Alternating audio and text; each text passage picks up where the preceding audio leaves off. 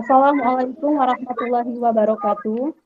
Waalaikumsalam warahmatullahi wabarakatuh. Alhamdulillah, pada kesempatan ini kita semua diberikan nikmat sehat dan sempat oleh Allah Subhanahu wa Ta'ala, sehingga kita dapat bertemu dalam forum ilmiah ini. Yang terhormat Dekan Fakultas Tarbiyah dan Keguruan, Ibu Dr. Haja Fadila MPD. Yang terhormat Wakil Dekan 1 Bidang Pendidikan dan Pengajaran, Ibu Dr. Rismita MPD. Yang terhormat Wakil Dekan 2 Bidang Administrasi dan Keuangan, Bapak Dr. Najmul Hayat SAG MPDI.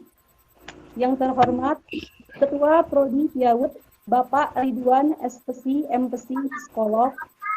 Yang terhormat Sekretaris Prodi Piawud Bapak Amirul Mukminin Al-Anwari MPDI. Yang terhormat Ketua Asosiasi Piawud Seluruh Indonesia, Bapak Dr. Nama MPD. Yang terhormat pembicara webinar pada hari ini, yang pertama, Ibu Vicky Nurmandasari MPD. Yang kedua, Ibu Paras Mufdiar MSc MPC Psikolog. Yang ketiga, Cut Citra Novita SPD. Dan yang terhormat, Bapak Ibu dosen dan peserta webinar dengan tema mencerdaskan emosi anak melalui dongeng di masa pandemi COVID-19 yang berbahagia. Baiklah, untuk acara kita yang pertama pada hari ini, yaitu pembukaan, untuk memohon berkah dan ridho Allah Subhanahu wa Ta'ala, kita buka acara ini dengan mengucap lafaz basmalah. Acara yang kedua, pembacaan Ummul Quran yang akan dibacakan oleh Bapak Husin MPDI.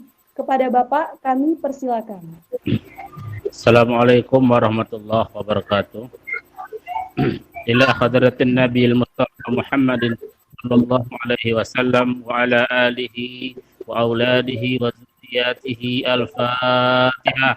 A'udzu billahi minasyaitonir rajim. Bismillahirrahmanirrahim. Alhamdulillahi rabbil alamin arrahmanir rahim maliki yaumiddin. Iyyaka nasta'in ihdinas siratal mustaqim siratal ladzina an'amta 'alaihim ghairil maghdubi 'alaihim waladdallin. Amin. Assalamualaikum warahmatullahi wabarakatuh. Demikian tadi pembacaan Ummul Quran. Semoga yang membaca dan kita yang mendengar mendapatkan imbalan pahala oleh Allah Subhanahu wa Ta'ala. Acara yang ketiga yaitu sambutan-sambutan. Yang pertama, sambutan dari Ketua Prodi Piawud kepada Bapak Ridwan SPC MPC Psikolog, kami persilakan. Oke, bismillahirrahmanirrahim. Assalamualaikum warahmatullahi wabarakatuh. Alhamdulillahirabbil alamin. Wassalatu wassalamu ala asyrofil anbiya'i wal mursalin wa ala alihi wa ashabihi rasulillahi ajma'in. Amma ba'd. Yang sama-sama kita hormati Dekan Fakultas Tarbiyah dan Keguruan Universitas Islam Negeri Sultan Taha, yang terhormat Ibu Dr. Hajah Fadilah MPD. Yang sama-sama kita hormati para pembantu dekan atau wakil dekan, baik dekan 1, 2, dan 3, dan yang sama kita hormati Sekretaris Jurusan Pendidikan Islam Anak Usia Dini, yang terhormat Bapak Amirul Mukminin Al-Anwari MPD, serta yang kita hormati, kita banggakan Ketua Panitia kita, Dodi Haryanto MPDI, beserta jajarannya, yang alhamdulillah telah bersusah payah berupaya untuk dapat mensukseskan kegiatan acara ini. Tak lupa yang kami banggakan, kami hormati Ketua Asosiasi Pendidikan Islam Anak Usia Dini Indonesia, yang terhormat Bapak Dr. Sigit Purnama MPD, yang selalu terus hadir, memberikan semangat, serta memotivasi agar piawud-piawud di seluruh Indonesia ini dapat memberikan manfaat, memberikan pengetahuan kepada orang banyak. Terkhusus juga yang kami hormati kepada para pemateri kita pada kali ini, ini Ibu Vicky Nurmandas dari MPD, yang alhamdulillah beliau adalah dosen saja pada Fakultas Tarbiyah dan Keguruan, khususnya dosen tetap pada pendidikan Islam anak usia dini.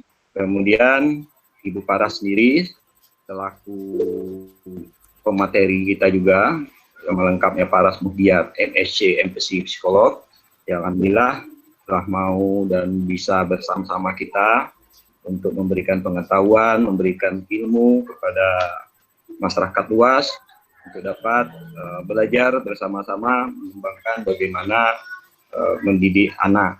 Dan beliau ini kebetulan juga sebagai psikolog anak dan keluarga ya, yang berdomisili di Jakarta, dan tepatnya sebagai psikolog klinis. Dan juga yang kita hormati Kak Citra, SPD, beliau sebagai alumni PIAUD, UIN STS Jambi, dan sekarang sedang melanjutkan perjuangannya ke UIN Jogja, melanjutkan S2. Insyaallah diberkahi kuliahnya, dipercepat penyelesaiannya, dan beliau ini juga sebagai pendongeng ya, pendongeng yang cukup handal, terkenal, terutama di kota Jambi.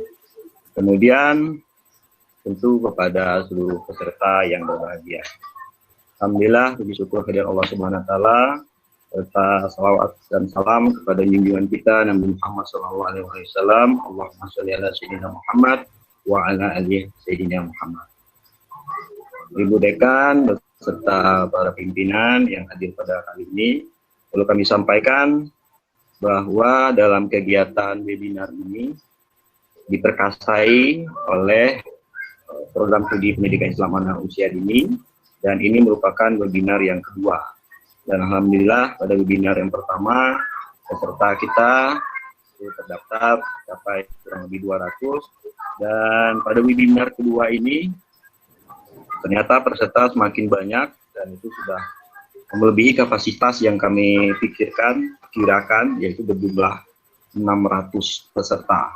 Sehingga dalam hal ini tentu saja kami mohon maaf karena ruang kita terbatas, tempat kita terbatas, sehingga tidak bisa menampung secara langsung untuk dapat beradaptasi, untuk dapat saling berdiskusi ya secara langsung. Tetapi untuk bisa memenuhi keingintahuan para peserta, maka kami menyediakan link langsung ya, langsung streaming.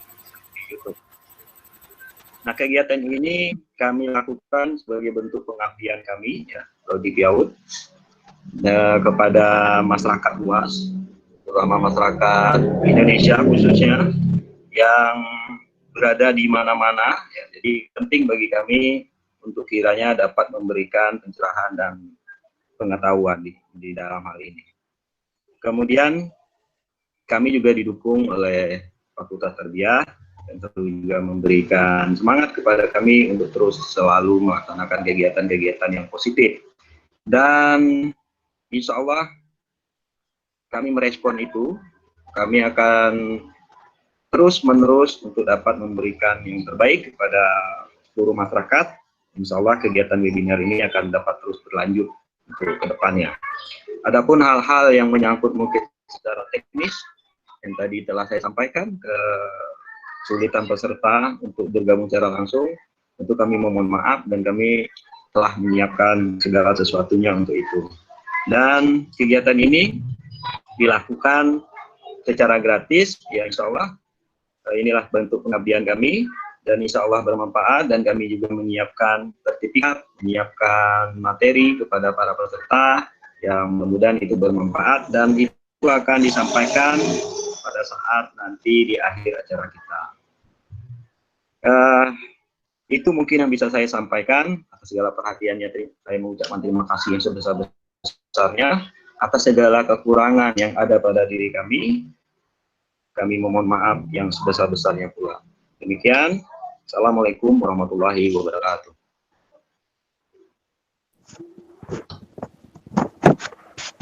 Baiklah, untuk kata sambutan yang kedua, yaitu kata sambutan dari Ketua Asosiasi PIAUD Seluruh Indonesia kepada Bapak Dr. Sigit Purnama MPD, kami persilakan.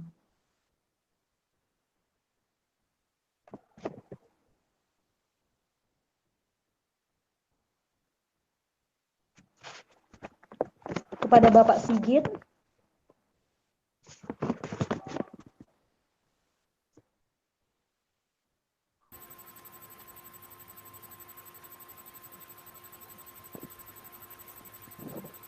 Mohon maaf Bapak dan Ibu karena Bapak Sigit belum bergabung kepada kita sekarang. Jadi kita lanjutkan saja untuk kata sambutan yang berikutnya. Kata sambutan dari Dekan Fakultas Tarbiyah dan Keguruan Universitas Islam Negeri Sultan Taha Saifuddin Jambi sekaligus membuka acara secara resmi kepada Ibu Dr. Hajah Fadila MPD. Kami persilakan.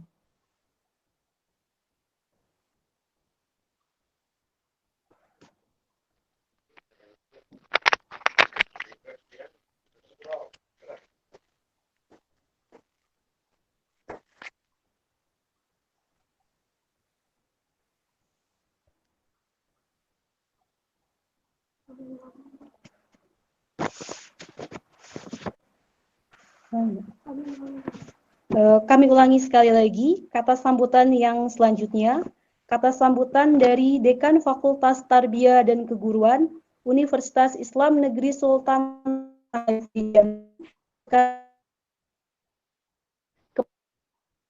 Hajah Fadila MPD. Kami persilakan.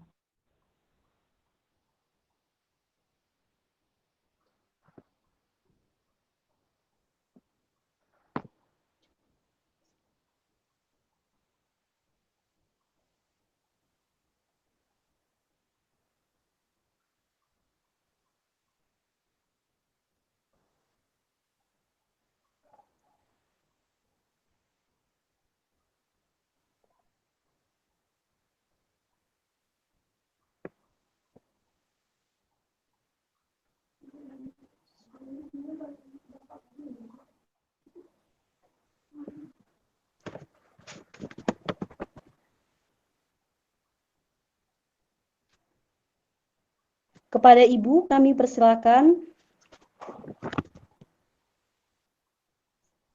Mohon maaf Bu Dekan, suaranya nggak kedengaran Bu.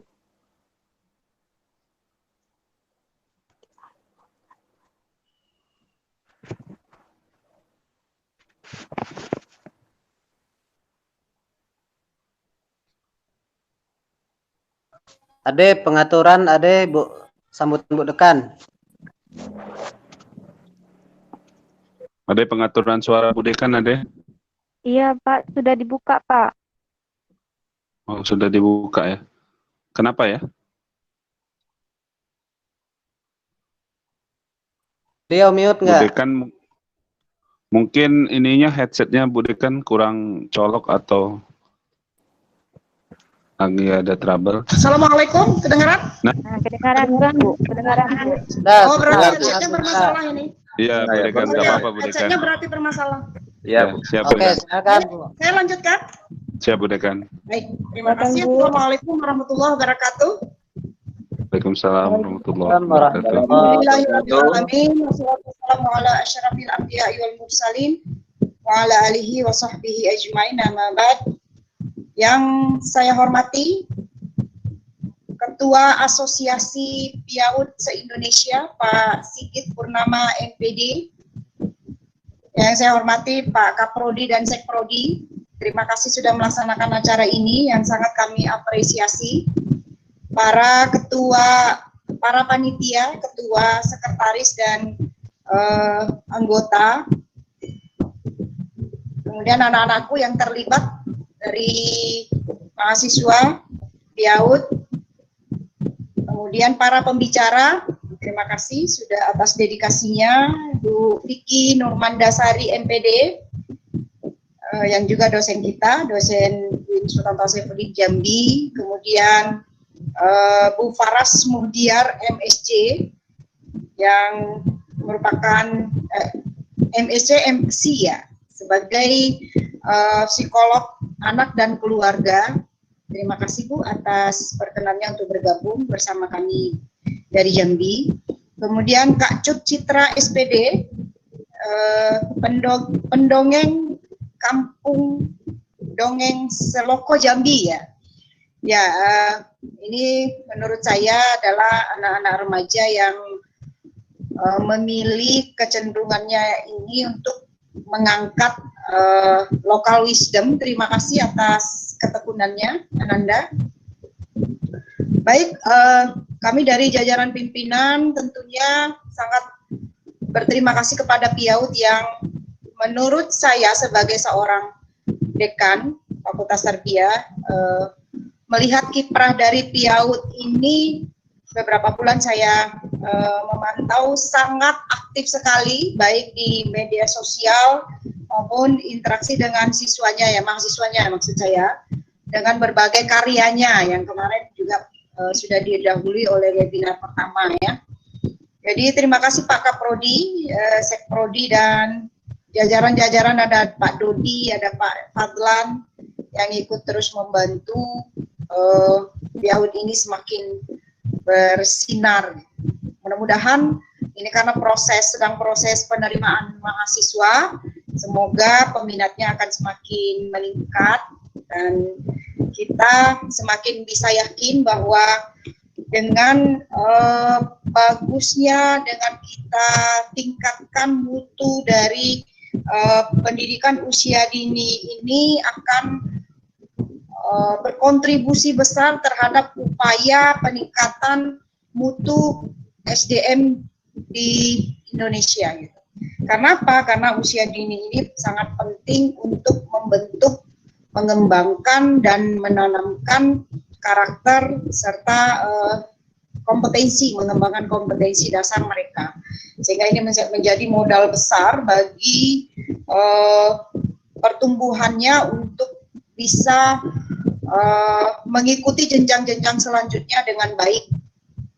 Nah, kemudian karena kita adalah LPPK yang menghasilkan atau memproduksi guru-gurunya tersebut, khususnya Prodi PIAUD, tentunya dalam hal ini akan terus meningkatkan mutunya agar sejalan dengan tuntutan kebutuhan peningkatan SDM yang saya maksud tadi.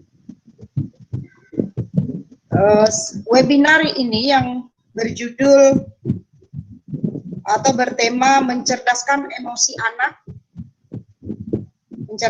emosi anak melalui dongeng di masa pandemi COVID-19 ini sangat relevan karena perubahan-perubahan emosi yang terjadi pada anak didik kita, juga termasuk kepada para mahasiswa calon guru, sangat dipengaruhi oleh kondisi yang sangat tidak teratur ya, disruption, terjadi lompatan-lompatan besar yang memaksa kita untuk menyesuaikan diri. Tentu saja secara emosional ini sangat mempengaruhi. Maka kami menganggap hadirnya webinar ini merupakan salah satu jawaban untuk mengatasi hal-hal tersebut. Mudah-mudahan menjadi sumbangan yang besar untuk memberikan wawasan kepada orang tua mungkin atau kepada guru untuk mengatasi hal-hal yang mungkin akan timbul dari segi emosi anak dalam kondisi yang serba tidak menentu. Bahkan kita tidak bisa memprediksi kondisi COVID ini, bahwa kita harus belajar dari rumah, bekerja dari rumah ini sampai kapan kita belum bisa memastikan. Bahkan sudah dikeluarkan oleh Kemendikbud edaran bahwa kita akan melanjutkan proses pembelajaran di semester yang akan datang dari TK, PIAUD sampai TK sampai perguruan tinggi itu masih harus secara online. Nah, tentu saja kami berharap dari para narasumber untuk memberikan masukan-masukan, wawasan kepada para peserta nanti yang bisa dijadikan pedoman, bisa dijadikan hal-hal yang dapat dikembangkan di dalam diskusi barangkali dan menambah khazanah pengetahuan pada para peserta, khususnya tentunya nanti akan menyebar kepada orang-orang lain yang terlibat dan berkepentingan di sini. Demikian yang dapat saya sampaikan dengan mengucapkan Bismillahirrahmanirrahim. Secara resmi webinar nasional pendidikan Islam anak usia dini UIN Sultan Toha Saifuddin Jambi dengan tema mencerdaskan emosi anak melalui dongeng di masa pandemi COVID-19. Secara resmi saya buka. Demikian. Wabillahi taufiq wal hidayah, wallahu muwaffiq ila aqwamit thoriq. Wassalamualaikum warahmatullahi wabarakatuh. Waalaikumsalam warahmatullahi wabarakatuh. Waalaikumsalam warahmatullahi wabarakatuh. Acara yang berikutnya, acara yang keempat, pembacaan doa yang akan dibacakan oleh Bapak Amrin Dono MPDI. Kepada Bapak kami persilakan. Baik, Assalamualaikum warahmatullahi wabarakatuh. Marilah kita berdoa. Di sini saya pimpin secara Islam karena saya lihat ada teman-teman kita dari agama Nasrani dan lain sebagainya. Kita berdoa mulai. A'udzubillahi minasyaitonirrajim. Bismillahirrahmanirrahim. Alhamdulillahi hamdan katsiran mubarakan fih kama yuhibbu rabbuna wa yarda, wassalatu wassalamu ala wa ala alihi wa sahbihi wa mawalah. Allahumma salli wa sallim ala nabiyyina Muhammadin wa ala alihi wa sahbihi ajma'in. Allahumma ja'al jam'ana hadha marhuma wa tafarraqana min ba'dihi tafarraqan ma'thuma. Allahumma inna nas'aluka ilman nafi'an wa rizqan tayyiban wa amalan mutaqabbala. Rabbana zalamna anfusana wa illam taghfir lana wa tarhamna lanakunanna minal khasirin. Wahai Rabb, Tuhan kami sangat banyak dosa. Dengan dosa kami mungkin Engkau turunkan ujian bagi kami, yaitu berupa COVID-19 ini. Ya Allah, kami bertaubat kepadamu. Angkatlah wabah ini dari negeri kami khususnya dan dari dunia ini pada umumnya, wahai Tuhan kami.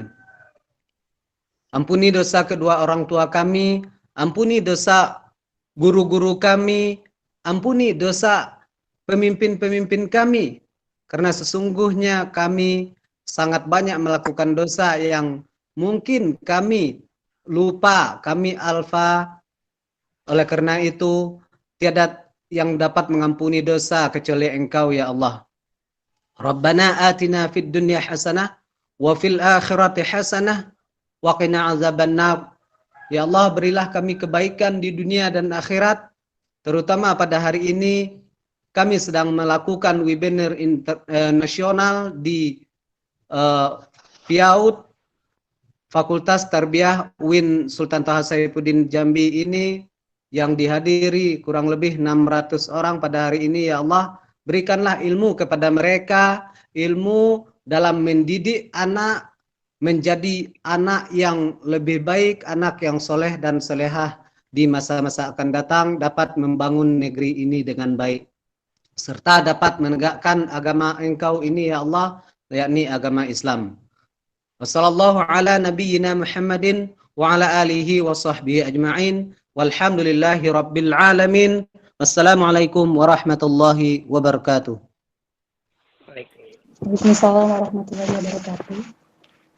Acara yang kelima, pengambilan foto bersama-sama. Kepada Bapak Ibu hadirin sekalian dimohon untuk bersiap-siap.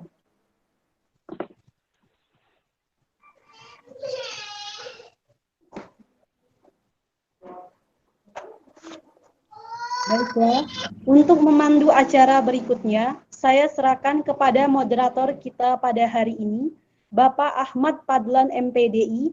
Kepada Bapak kami persilakan. Baik, terima kasih Bu Persli Mardatilah selaku MC tadi sudah memberikan wewenang atau untuk handle acara ini. Bismillahirrahmanirrahim. Assalamualaikum warahmatullahi wabarakatuh. Alhamdulillahirabbil alamin wassalatu wassalamu ala asrofil anbiya'i wal mursalin wa ala alihi wa sahbihi ajmain. Rabbi shrahli sadri wa yassirli amri wahlul 'uqdatam min lisani yafqahu qawli. Amma ba'du. Yang terhormat Dekan Fakultas Tarbiyah Dr. Haja Fadila MPD, yang terhormat Ketua Jurusan Pendidikan Islam Anak Usia Dini Bapak Ridwan MTC Psikolog, yang terhormat Sekretaris Jurusan Pendidikan Islam Anak Usia Dini, Bapak Amirul Mukminin Al-Anwari, MPDI, yang terhormat Ketua Pelaksana pada acara webinar seminar nasional pada hari ini, Bapak Dodi Haryanto, MPDI, beserta para audiens yang sangat antusias pada siang hari ini yang telah hadir menghadiri acara webinar seminar nasional dengan tema mencerdaskan emosi anak melalui mendongeng di masa pandemi COVID-19. Baik, puji dan puji syukur pada kehadiran Allah SWT, yang mana pada hari ini kita masih diberikan kesehatan baik jasmani maupun rohani, terutama sekali nikmatil Islam. Salawat berangkai salam tak lupa kita haturkan pada junjungan Nabi besar kita, Nabi Muhammad Sallallahu Alaihi Wasallam. Bilapsi, Allahumma sholli ala Sayyidina Muhammad wa ala ali Sayyidina Muhammad. Berkat perjuangan beliau yang telah membawa kita dari alam kegelapan menuju ke alam yang penuh dengan sains dan ilmu pengetahuan yang kita rasakan pada saat ini. Terima kasih. Pada hari ini saya didapuk sebagai moderator dalam acara webinar seminar nasional ini, dan saya lihat antusias dari para audiens untuk mengikuti seminar ini begitu banyak. Dan tidak lupa pula, saya mengucapkan terima kasih kepada para panitia yang pada hari ini telah dari kemarin, beberapa hari kemarin sudah membantu untuk melaksanakan suksesnya acara webinar seminar nasional ini. Kita berharap mudah-mudahan seminar hari ini bisa menjadikan tonggak bagi kita untuk kemajuan pendidikan anak usia dini, dan kita berharap pendidikan Islam anak usia dini untuk Fakultas Tarbiyah di UIN Sultan Tasaibuddin Jambi bisa menjadi atmosfer barometer bagi perkembangan karakter anak usia dini.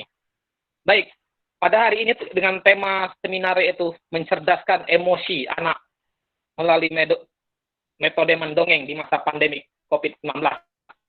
Yang kita tahu sendiri, sebelum saya memperkenalkan ya CV dari para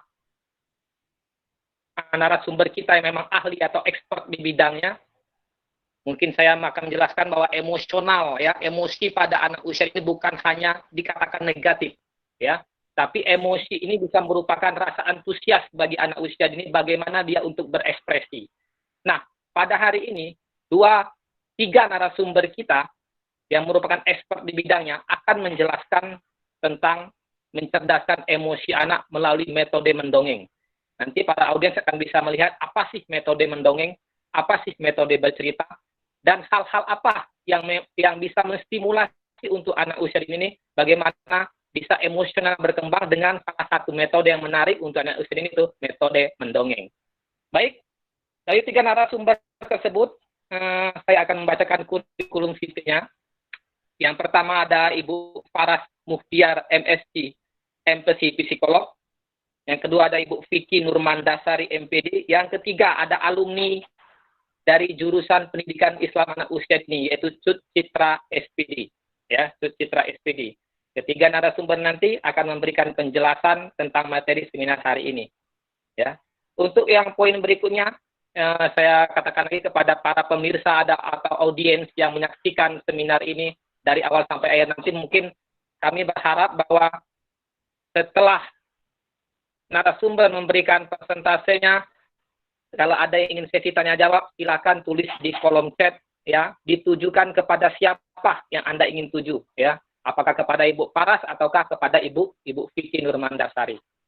Baik, untuk mempersingkat waktu, pertama saya akan membacakan CV dari Ibu Vicky Nurmandasari, MPD, yaitu beliau S1 dari Pendidikan Bahasa dan Sastra Indonesia, Universitas Sriwijaya.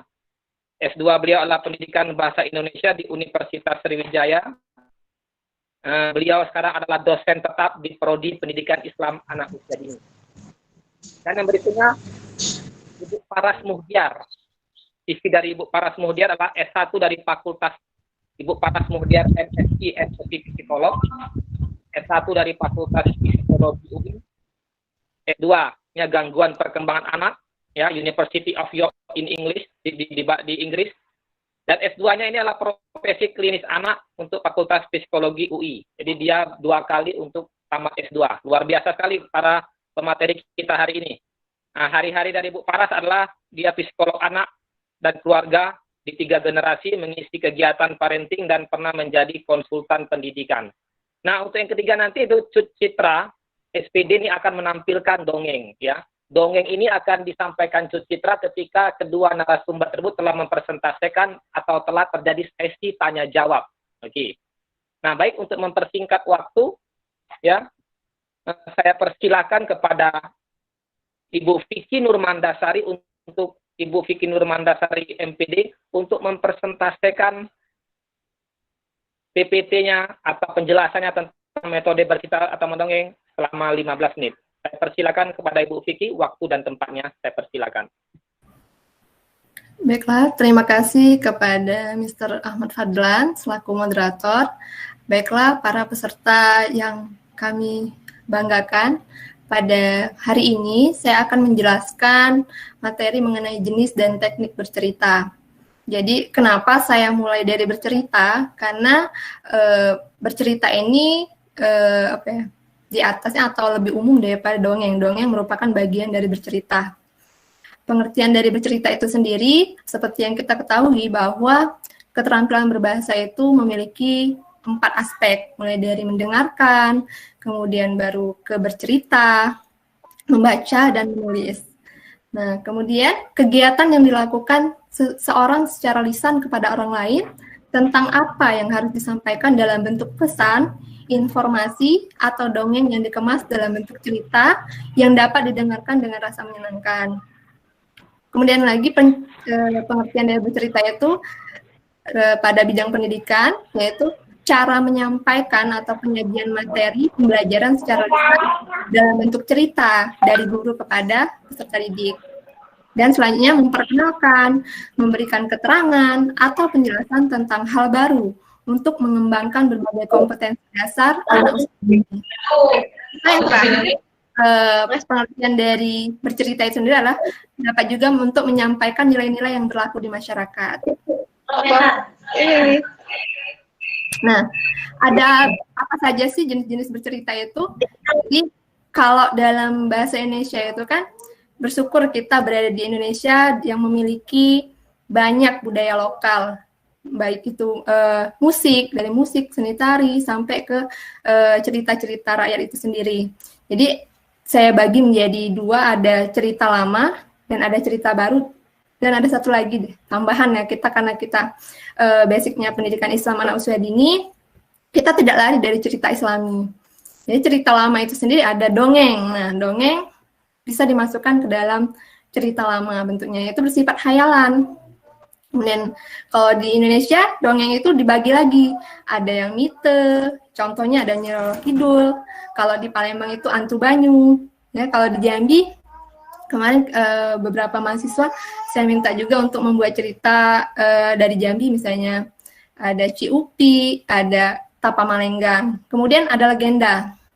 Legenda itu biasanya tentang terjadinya sebuah tempat atau ada beberapa cerita legenda itu, misalnya contohnya itu ada Maling Kundang, Sangkuriang, gitu kan, ada Roro Jonggrang, Bawang Merah, Bawang Putih, kemudian fabel. Nah, yang paling sering dilakukan oleh para pendongeng itu biasanya menyampaikan fabel.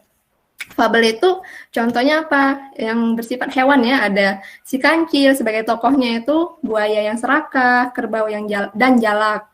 Kemudian ada cerita sage, lebih ke kepahlawanan, ada Ciung Wanara, ada Joko Tingkir.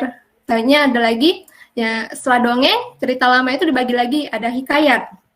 Hikayat lebih ke kehidupan tokoh dari awal hingga akhir, ada Sri Rama, ada Si Miskin, ada Indrajaya.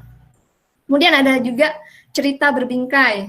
Cerita berbingkai seperti yang kita ketahui ada 1001 malam ya. Jadi dalam sebuah cerita bercerita lagi. Kemudian ada juga cerita Panji. Nah, di sini ini banyak sekali dari Indonesia ya. Cerita Panji itu ada Ande-Ande Lumut, Panji Laras, Asmoro Bangun. Kemudian ada Tambo. Tambo ini khas dari daerah Minangkabau, yaitu Tambo Alam Minangkabau. Peserta yang berasal dari Minangkabau ataupun dari Sumatera Barat mungkin lebih sudah familiar dengan istilah Tambo ini. Kemudian ada juga jenis cerita baru. Cerita baru itu cerita sehari-hari. Misalnya kita buat cerita tentang kehidupan seorang anak dan nanti kita minta kita juga akan membuat sebuah pelajaran yang diambil dari kisah ini apa seperti itu. Jadi ada cerita baru yang kita buat sendiri. Kemudian yang ketiga ada juga cerita Islami yang saya sebut tadi. Ada nabi dan rasul, sahabat, tabi'in. Jadi manfaat bercerita nanti banyak dibahas oleh Bu Faras ya. Kemudian kita lanjut ke teknik-teknik bercerita. Boleh operatornya dilanjutkan ya slide-nya. Teknik-teknik bercerita itu sendiri ada bercerita tanpa alat peraga. Nah, ini biasanya dilakukan oleh yang sudah profesional. Dia bercerita tanpa alat peraga menggunakan gestur tubuh, mimik, suara, intonasi, semuanya itu kita gunakan teknik bercerita tanpa alat peraga. Kemudian yang kedua, bercerita dengan alat peraga. Ada alat peraga langsung, misalnya menggunakan benda asli yang bisa kita bawa ke kelas ataupun di tempat ya. Misalnya ada bunga, sayuran, dan buah-buahan yang tidak bisa kita bawa ke kelas. Susah ya membawanya, misalnya hewan yang besar atau hewan buas tidak mungkin kita bawa gitu.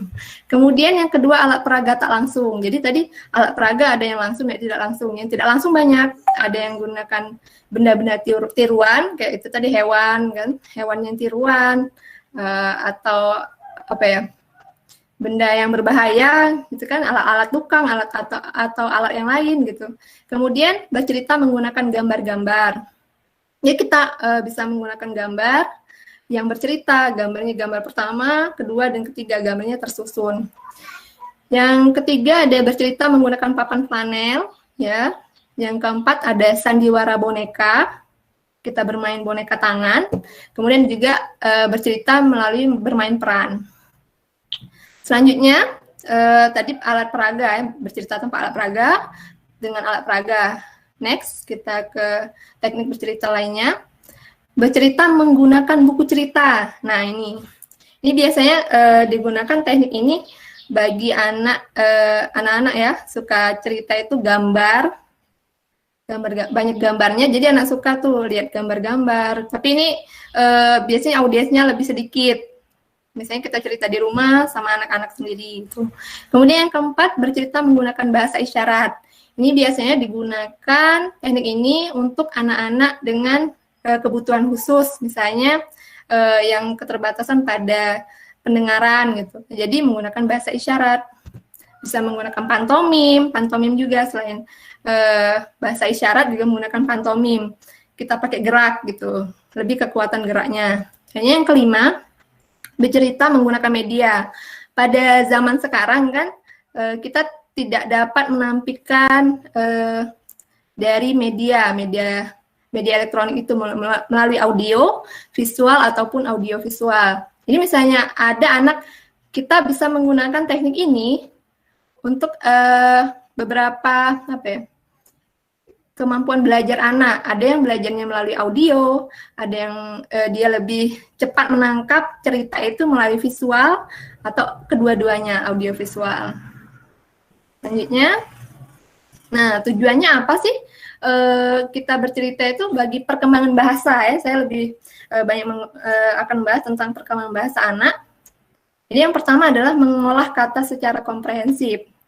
Jadi kalau kita hanya berbicara itu kan tidak secara komprehensif, hanya beberapa kata. Tapi kalau kita bercerita, anak akan mengenal kata demi kata sampai kalimat, pembentukan kalimat itu sendiri.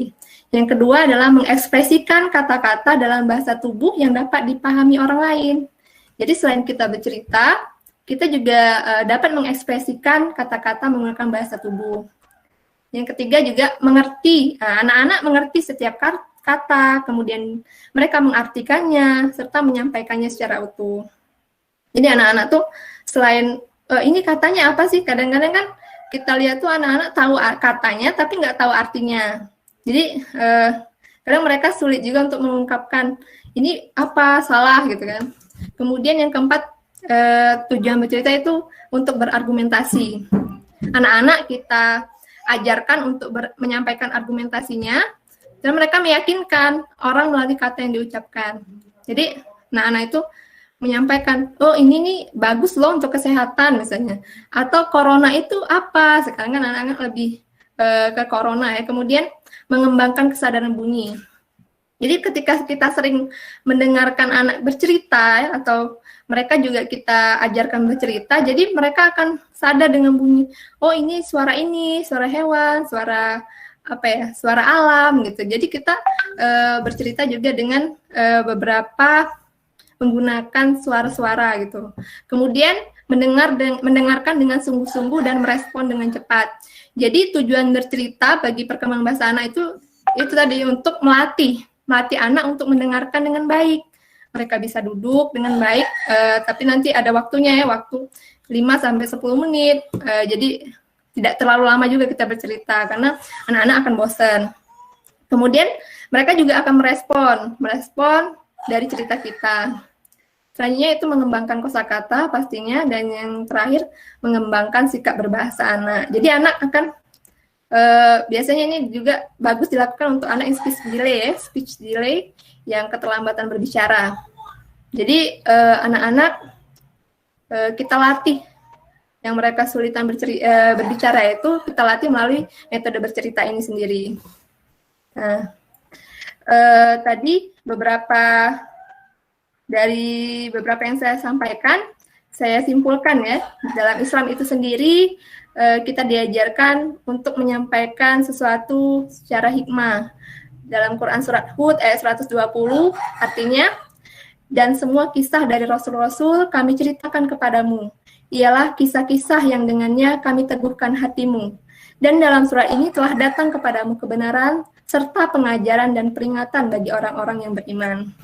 Jadi dari bercerita kita bisa mengajarkan, selain mengajarkan anak bahasa pada anak, juga nanti emosi dibahas oleh pembicara selanjutnya, dan cerita juga kita pilih juga ya. Kita akan mulai dari anak-anak dari mengenalkan akidah dulu. Jadi makanya kalau dalam Islam kita ajarkan akidah, boleh dengan cerita-cerita Islami tadi, boleh nanti ke akhlak, boleh menggunakan cerita-cerita rakyat, dan juga tidak menutup diri dari cerita-cerita yang internasional, misalnya apa, Pinocchio, apa, tetap kita kasih jenis cerita yang mendunia juga, agar menambah hasanah ya, wawasan anak itu sendiri. Jadi kita sesuaikan cerita yang kita sampaikan sesuai dengan tujuannya apa, tujuan kita bercerita itu apa, dan usia anak itu berapa. Oke, itu saja yang saya sampaikan pada kesempatan kali ini. Nanti akan dibahas lebih lanjut oleh pembicara kedua. Terima kasih kepada moderator.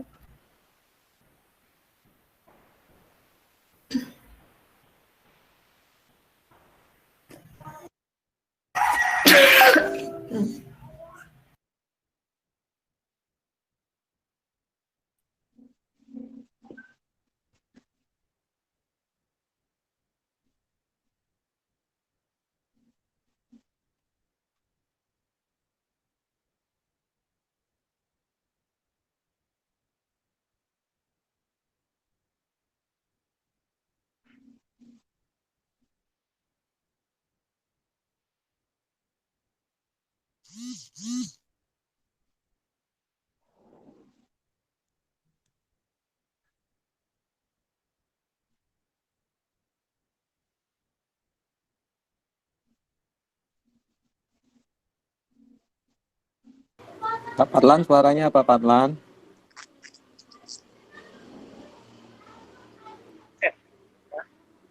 Oke. Bagi para audiens yang ingin penasaran tentang apa sih bercerita, nanti bisa ditulis di kolom chat ya. Ditujukan kepada siapa ya, apakah Ibu Vicky atau Bu Paras. Nah, baik, terima kasih Bu Vicky tadi sudah mempresentasikan tentang bercerita. Orang sana Berikutnya, mama. Berikutnya saya persilakan kepada narasumber kedua. Kedua ini memang Kakaknya dong, speech delay. Keterlambat kami bicara. Nah, kalau untuk itu orang ini langsung mulai berani. Itu serupa aja pengantarannya mana.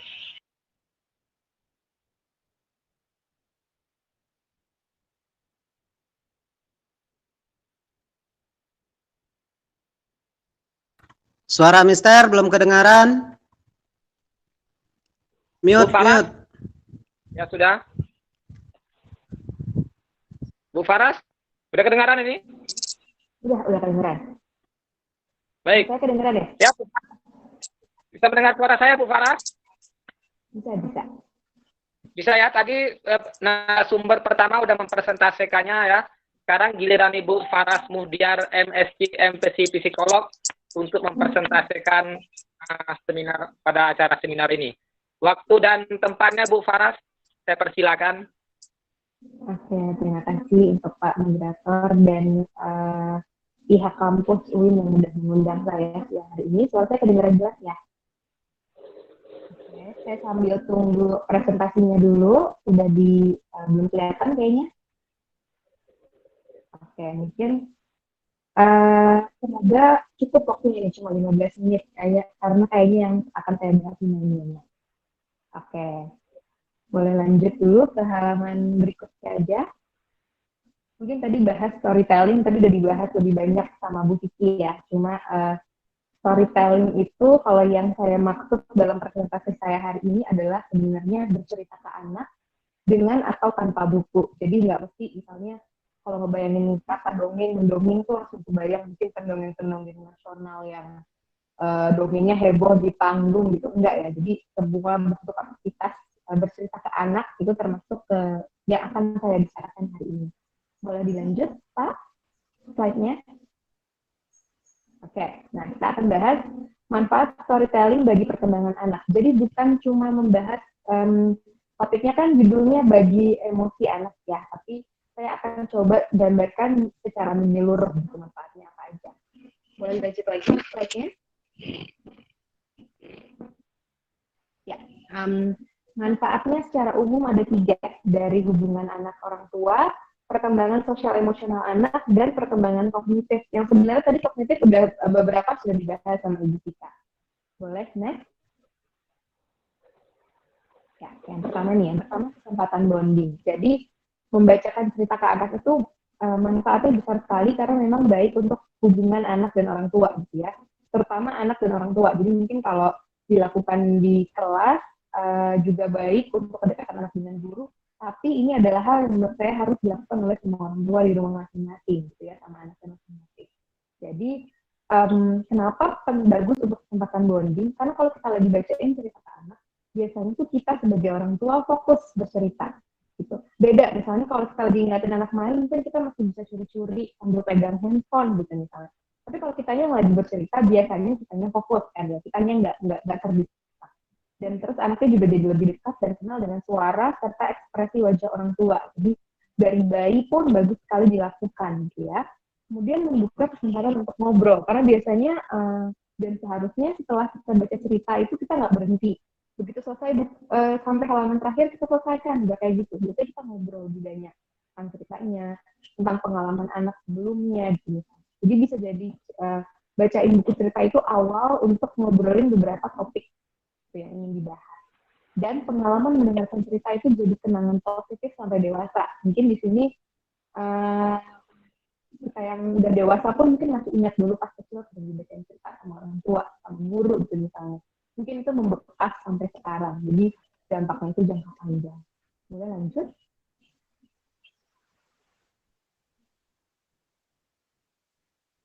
Nah, terus kalau kita ngomongin social emotional,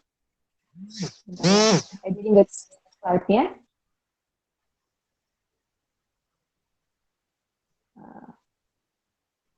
Slide-nya masih kelihatan nggak? Kayaknya udah lagi nggak kelihatan ya? Udah kelihatan. Udah jelas kesempatan. Oke. Ya, jadi kalau kita ngomongin perkembangan sosial emosional, yang paling istimewa dari kegiatan membaca itu untuk mengajarkan empati. Jadi untuk mengajarkan anak supaya bisa memahami sesuatu dari perspektif orang lain gitu ya. Membantu anak untuk paham apa yang dirasakan sama orang lain. Misalnya gini, misalnya kita mau ngasih tahu ke anak gitu. Nah, anak-anak yang kurang mampu tuh seperti ini loh hidupnya misalnya. Kalau anak-anak kita ekonominya bagus. kita susah gitu untuk ngajarin anak secara langsung. Tapi dengan kita bacain cerita tentang anak-anak yang kurang mampu secara ekonomi, anak jadi paham, oh ternyata itu yang mereka rasakan. Jadi bagus sekali kegiatan membaca ini untuk perkembangan sosial emosional untuk mengajarkan empati ke anak. Gitu. Lanjut. Oke, terus bagus banget juga untuk menanamkan nilai. Tadi yang Ibu Vicky juga udah bilang sih. Kalau kita mau ngajarin anak agama tentang tauhid, atau mungkin nilai-nilai lain, misalnya tentang kita nggak boleh putus asa, tentang bekerja keras, tentang bersabar, tentang mematuhi berkata baik ke orang lain, misalnya itu semua juga bisa dilakukan dengan bercerita. Jadi penting bagi kita untuk memastikan nih sebelum kita bacain cerita ke anak, kita pastikan dulu apakah tokohnya itu nilainya positif dan bisa jadi contoh buat anak. Jadi jangan sampai kita cuma beliin buku, cuma lihat judulnya nih kayaknya gambarnya tokohnya anak kita suka nih kayaknya. Tapi kita nggak pastikan dulu sebenarnya tokohnya ini baik untuk ditiru atau enggak gitu ya. Harus apapun yang kita ceritakan ke anak itu akan membekas sama dia, ada di memori dia dan akan ditiru sama anak. Jadi pastikan nilainya bagus. Kalau misalnya ada tokoh yang nggak bagus perilakunya, nggak apa-apa dibacain, tapi setelah itu harus ada diskusi lebih lanjut. Jadi kita diskusikan sama anak, oh kalau misalnya tokoh ini, misalnya tokohnya apa? Misalnya baca cerita tentang kancil gitu misalnya. Kancil itu kan mencuri. Kita bisa ngobrol sama anak setelah itu. Menurut kamu boleh nggak sih mencuri? Bagus nggak sih yang dilakukan sama kancil gitu? Jadi kita meskipun tokohnya negatif pun kita bisa tetap menyelipkan pesan-pesan ke anak gitu ya. Jadi jangan cuma bacain aja tanpa ada percakapan lebih lanjut. Next. Oke, terus bisa meningkatkan rasa percaya diri anak. Ini pada bilang nggak dengar suara saya, Pak Hasan kedengar nggak suara saya? Halo? Dengar Bu. Jelas tak Pak Hasan Barakbah? Dengar Bu, baik terdengar. Oke, terima kasih banyak. Mungkin yang nggak kedengeran ada masalah sama koneksi ya. Oke, terus manfaat lainnya, pertama meningkatkan rasa percaya diri anak gitu. Karena misalnya di sehari-hari, misalnya lagi ngomongin soal bullying gitu ya, anak kita misalnya jadi korban bullying. Mungkin dia nggak percaya diri, tapi kita bisa bacain cerita-cerita tentang anak-anak yang profilnya mirip sama anak kita. Jadinya dia merasa, oh ternyata ada anak-anak yang kayak aku juga gitu. Jadi di anak kepercayaan dirinya meningkat. Kemudian membantu mengatasi isu tertentu. Misalnya, kalau misalnya anak punya masalah, misalnya sekarang yang paling gampang, lagi corona gitu ya, kita bisa menggunakan cerita untuk mengajarkan tentang situasi ini ke anak. Atau misalnya ada masalah lain, misalnya mau punya adik, gitu, kita bisa ceritain dulu ke anak. Terus ada keluarga yang meninggal, misalnya bingung gimana cara ngajarinnya ke anak, itu bisa lewat bercerita. Ya. Jadi cerita sendiri pun beberapa kali saya gunakan untuk terapi ke klien-klien saya yang masih anak-anak. Jadi memang ada efek terapeutiknya. Gitu. Oke, lanjut.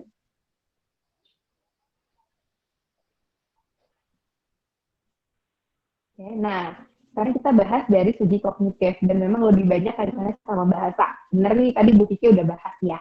Jadi baik sekali untuk stimulasi kemampuan verbal. Karena kalau lagi cerita biasanya orang tua tuh kalau lagi cerita ngomongnya lebih pelan-pelan, lebih jelas daripada kalau lagi ngobrol sehari-hari. Kemudian menambahkan bangkatannya anak, vocabulary-nya anak gitu ya. Jadi kalau lagi cerita itu kita mengeluarkan lebih banyak kata daripada kalau lagi ngobrol aja. Dan biasanya ada kata-kata baru gitu. Apalagi kalau kita lagi bacain cerita yang konteksnya agak beda dari keseharian kita. Biasanya ada bahasa-bahasa baru, jadi bagus sekali untuk memperluas kata-kata anak. Kemudian karena berulang-ulang biasanya di ceritanya, apalagi mungkin yang punya anak usia 2-3 tahun gitu, biasanya mintanya diulang terus ceritanya. Itu baik sekali untuk memori anak, karena diulang. Kemudian banyak kata baru yang mungkin jarang disebutkan sehari-hari, dan efektif untuk mengajarkan bahasa kedua. Jadi kalau ada yang mau ngajarin bahasa Inggris, bahasa Arab mungkin, atau bahasa daerah, bagus sekali dilakukan juga sambil bercerita. Jadi anak bukan cuma hafal dari kosakatanya aja, tapi tahu konteksnya apa gitu. Jadi dia lebih masuk pemahaman tentang bahasa tersebut. Oke, lanjut. Nah, melatih kemampuan veralitasi. Jadi kalau mau anaknya bisa baca dan bisa menulis dengan baik, harus sering-sering bacain buku. Untuk aspek yang ini berarti baca ini harus pakai buku cerita ya. Kalau yang tadi kan mungkin sambil mendongeng biasa. Kalau ini, kalau tujuannya untuk meningkatkan kemampuan praliterasi anak, pakai buku ceritanya. Jadi anak tahu ada hubungan antara bunyi dengan kata, gitu. Terus meningkatkan motivasi anak juga untuk membaca dan menulis, karena anak jadi tahu gitu. Oh, kalau aku udah bisa baca tuh aku bisa baca buku sendiri loh. Nggak mesti minta bacain bu guru atau bacain ibu, dibacain sama ibu misalnya. Tapi dia bisa baca sendiri. Jadi penting sekali untuk menanamkan rutinitas membaca dari kecil. Ya, boleh lanjut lagi. Oke. Nah, kemudian membiasakan anak untuk mendengarkan cerita dan membaca cerita juga meningkatkan kemampuan fokusnya anak. Ya, sekarang salah satu tantangan masa kini dengan banyaknya gadget itu kemampuan atensi anak sebenarnya menurun, apalagi yang dari kecil udah penggunaan gadgetnya sudah tidak terkendali. Salah satu hal untuk meningkatkannya adalah dengan membaca. Karena kalau lagi baca cerita, dengerin cerita, anak itu jadi harus fokus melihat kita dan mendengarkan kita, gitu ya. Juga anak harus nunggu giliran gitu. Dia harus tahu, oh kalau sekarang orangnya lagi cerita, berarti aku harus dengerin. Tapi nanti ada bagian di mana akunya ditanya, jadi akunya bisa ngomong gitu. Jadi kebiasaan untuk menunggu giliran. Dan ini ada penelitian yang sangat menarik. Jadi rentang fokus anak saat berusia 5 bulan, waktu bayi, itu bisa memprediksi kemampuan baca dan kemampuan akademis anak ketika dia SD. Jadi kemampuan atensi ini perlu sekali kita latih bahkan dari anak bayi gitu ya. Salah satunya dengan bercerita. Oke, lanjut. Manfaat lain dari segi kognitif, pertama menambah wawasan, meningkatkan rasa ingin tahu anak, bahkan ada kaitannya juga membaca dengan prestasi matematika di SD. Karena anak kemampuan bahasanya lebih baik, jadi lebih comprehension-nya bagus gitu. Kemudian meningkatkan kemampuan imajinasi dan kreativitas anak. Ini sangat penting dan salah satu skill yang dibutuhkan anak-anak generasi alfa di masa mendatang gitu ya. Harus kreatif, harus bisa nemu solusi dari permasalahan. Dan kemampuan imajinasi ini kan juga berkaitan nanti dengan cita-cita anak gitu. Kalau anaknya nggak bisa berimajinasi, mereka nggak akan punya gambaran nanti ketika udah gede itu akan jadi apa nanti. Makanya penting sekali untuk kita biasakan sejak dini. Jadi storytelling adalah salah satu cara stimulasi terbaik untuk berbagai aspek perkembangan anak. Bukan cuma bahasa, tapi banyak sekali manfaatnya. Tidak membutuhkan biaya besar, jadi murah ya, bisa dilakukan sedini mungkin. Jadi tenang aja gitu, nggak perlu mahal-mahal. Kalau nggak mampu beli buku cerita yang bagus-bagus, bisa bikin cerita sendiri gitu ya. Atau pakai buku yang biasa aja juga nggak apa-apa, selama memang ceritanya disampaikan dengan menarik, jadi anak bisa mendengarkan gitu. Jadi nggak mesti kalau mau punya anak pintar tuh kita nggak mesti beli mainan canggih, sekolah yang mahal, nggak mesti dilakukan seperti itu selama kita bisa menstimulasi setiap hari di rumah. Gitu. Lanjut lagi, sedikit lagi. Nah, ini cara memilih buku sesuai usia anak. Apa aja yang perlu diperhatikan? Yang pertama, ukuran dan bahan buku. Semakin kecil usia anak kita, ukuran bukunya semakin besar, gitu ya. Dan bahannya juga harus semakin kuat. Mungkin kalau anak saya umur 1,5 tahun, tuh kalau bukunya bahannya nggak bagus, pasti udah robek sama dia, gitu ya. Terus proporsi gambar dan tulisan. Semakin kecil usia anak kita, berarti gambarnya harus semakin besar dan tulisannya harus semakin kecil. Bahkan ada buku-buku yang nggak ada tulisannya, ini biasanya orang tua bingung. Terus gimana cara bacainnya? Jadi memang baiknya orang tua sendiri yang cerita. Karena dikhawatirkan kalau banyak tulisannya, orang tua cuma bacainnya doang, gitu, bacain ceritanya doang. Padahal orang tua bisa. Nanti kita akan belajar ya cara eksplorasi lebih lanjut sambil membaca. Kemudian perlu juga diperhatikan kompleksitas kata. Kalau anaknya belum umurnya untuk belajar membaca, misalnya umurnya 3 tahun ke bawah, ini masih bisa disederhanain sama orang tua misalnya. Kita sederhanakan bahasanya pakai bahasa sehari-hari. Tapi kalau anaknya lagi belajar baca, berarti penting sekali untuk kita milihin buku yang kata-katanya itu kata-kata sehari-hari dan sederhana. Kan tahap perkembangan membaca itu kan juga beda. Mulai dari misalnya 2 atau 3 suku kata yang terbuka, gitu. Misalnya buku, baca, gitu dulu. Jadi jangan langsung ngasih buku anak yang tulisannya terlalu banyak. Gitu. Karena nanti dia jadi nggak belajar baca. Kemudian bisa disesuaikan juga topiknya dengan isu perkembangan anak. Misalnya anaknya lagi mau belajar toilet training, atau lagi mau disapih. Kita bisa pilihin tuh topik-topik cerita yang topiknya sesuai sama itu. Kemudian perhatikan juga jumlah halaman dan durasi cerita. Jangan sampai kita terlalu bersemangat, terlalu berambisi, sampai akhirnya kita kelamaan bacain cerita. Rentang atensi anak itu kurang lebih 2-5 menit dikali usianya. Jadi kalau anak kita baru umur 3 tahun, atau murid-murid kita umurnya baru 3 tahun, berarti ekspektasi kita memang anak hanya mendengarkan 6 menit sampai 15 menit maksimal, gitu ya. Jadi jangan terlalu lama, karena anaknya juga nggak akan nyimak. Oke, lanjut. Nah, ini kita akan bahas ini kayaknya pas banget barusan ada yang ngechat ya, apa bedanya membaca dengan atau tanpa buku. Yang pertama, kalau dengan buku lebih baik untuk mengajarkan kemampuan praliterasi. Jadi kalau anaknya udah di usia-usia yang kita mau mulai ngajarin tentang huruf atau mulai belajar membaca, baiknya memang kita membacakan cerita itu kita seringin yang pakai buku, gitu ya. Terus kalau tanpa buku lebih bagus untuk melatih anak berimajinasi, karena kan nggak ada gambarnya gitu ya. Jadi kalau kita dongengin aja tanpa ada gambarnya, anak tuh lebih bisa membayangkan. Gitu. Misalnya kita bilang, oh iya ada anak rambutnya hitam, gitu, dia ngebayangin. Pasti beda yang dibayangkan anak dengan bayangan kita.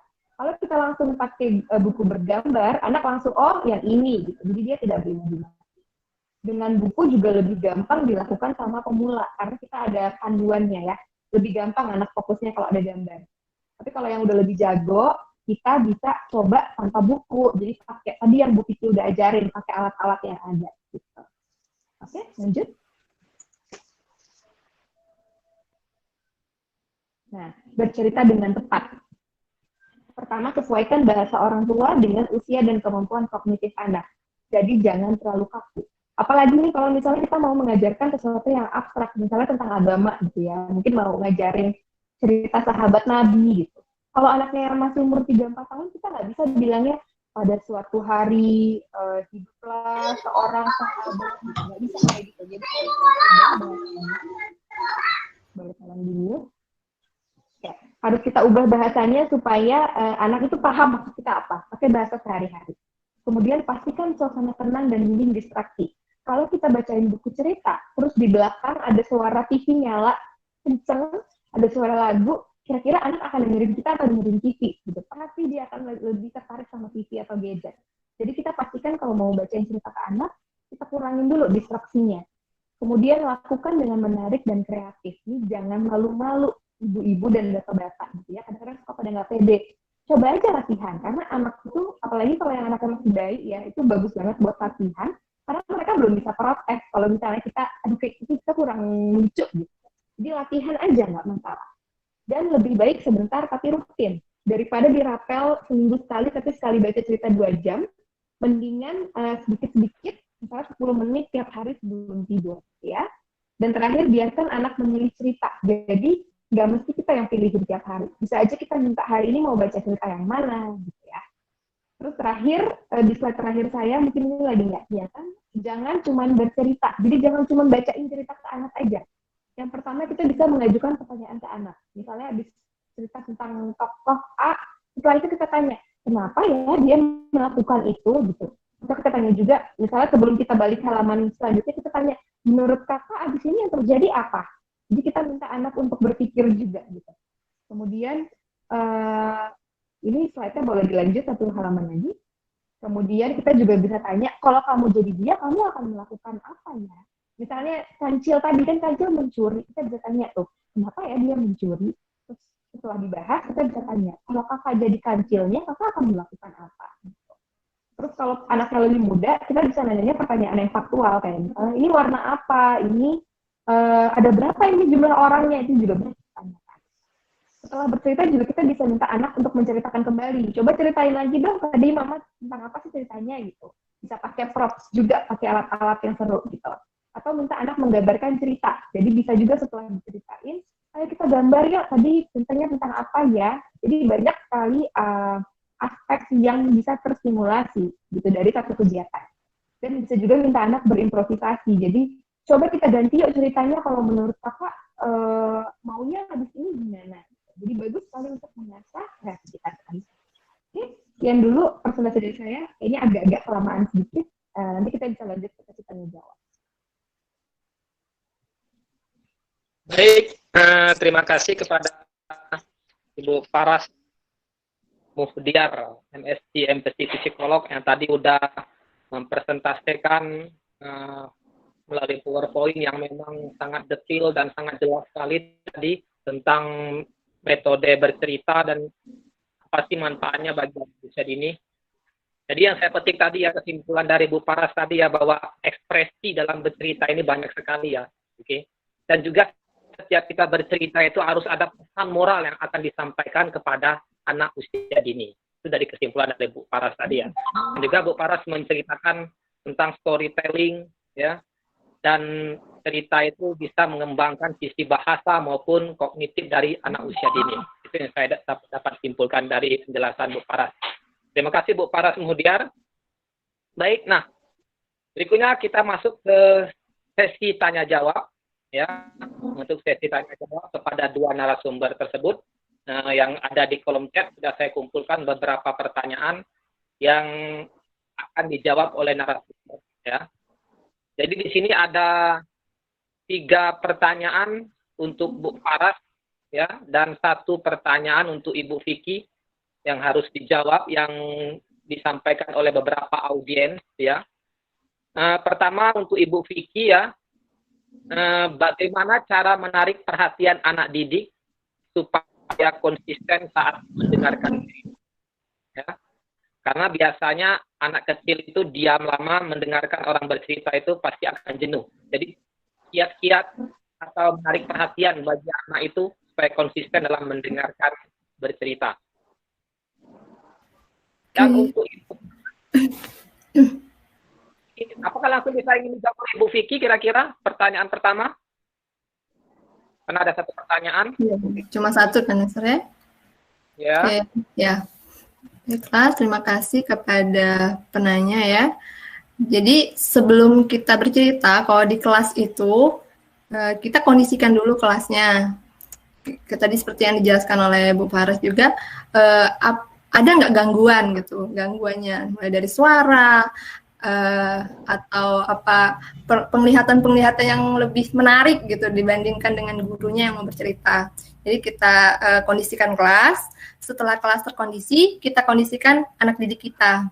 Jadi anak itu kira-kira kelelahan nggak? Mereka nih dari banyak aktivitas nggak gitu dari luar, entah dari olahraga atau apa, ataukah udah siang gitu kan, biasanya udah capek gitu. Kemudian setelah kelas dan anak kita kondisikan, baru kita juga, jadi sebelum mau cerita, kita nih udah selesai dulu dengan permasalahan pribadi gitu. Jangan nanti pas cerita kita nggak siap untuk bercerita sendiri gitu, udah ada masalah dibawa-bawa ke kelas, perasaan kita udah nggak enak gitu.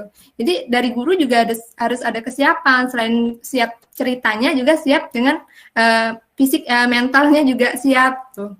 Jadi mau pakai bantuan kah atau enggak gitu. Maksudnya itu mau pakai alat bantu bercerita atau langsung. Jadi pada anak-anak terutama yang itu ya, yang misalnya lebih aktif gitu. Jadi kita harus punya sesuatu yang lebih menarik buat mereka. Misalnya apa? Mulai dari suara gitu. Suara kita variasikan gitu ya, suara kita. Kemudian dari kostum misalnya, kalau kita mau pakai kostum gitu, cuma kalau di SD terlalu ribet juga ya mau pakai kostum, mereka udah mulai ngerti. Jadi mulailah dengan di kelas siswanya sendiri dan kita juga itu. Dan ceritanya juga jangan panjang-panjang. Kita lihat juga tadi kalau hitungannya ya, Farasnya 2 kali usia anak. Misalnya anaknya 2 menit kali usia anaknya misalnya kelas 1 SD itu 5,5 tahun sampai 6 tahun gitu. Jadi maksimal 12 menit tuh. Jadi kita udah ancang-ancang waktunya buat cerita. Jangan terlalu panjang bercerita. Mereka juga udah mulai bosen ya, mulai bosen cerita. Makanya ketika saya buat tugas mahasiswa itu kan, Bu, boleh nggak 15 menit? Itu durasinya terlalu panjang, anak-anak nanti nggak fokus lagi juga buat dengerin kita cerita. Jadi itu tadi kondisikan kelas, siswanya, gurunya, dan ceritanya. Itu sih berdasarkan pengalaman juga. Baik, terima kasih kepada Ibu Vicky tadi yang udah menjawab dari pertanyaan Ibu Vivi Marantika tadi ya. Nah, jadi mungkin dari kesimpulan mungkin kita ini bercerita ini nggak mungkin harus pasif atau nggak mungkin monoton ya. Bu Vicky tadi menjelaskan bagaimana mengekspresikan wajah, tukar kostum, nah itu ya. Jadi nggak harus monoton ya. Baik, terima kasih Bu Vicky. Ini ada beberapa pertanyaan untuk Bu Faras, tapi akan saya bagikan 2 pertanyaan dulu ya untuk Bu Faras. Oke, ini ada banyak sekali pertanyaan yang dilontarkan untuk narasumber kedua ini ya. Mungkin menarik, oke, mungkin mereka ingin mendapatkan ilmu juga dari Bu Faras. Yang pertama itu, jika anak umur 2 tahun, standar apa yang dikatakan anak itu lambat berbicara, Bu Faras? Jika anak itu umur 2 tahun, standar apa yang dikatakan anak itu lambat berbicara? Dan kiat apa yang agar anak itu bisa cepat berbicara? Ini dari Pak Hengki ya, dari STI Jambi.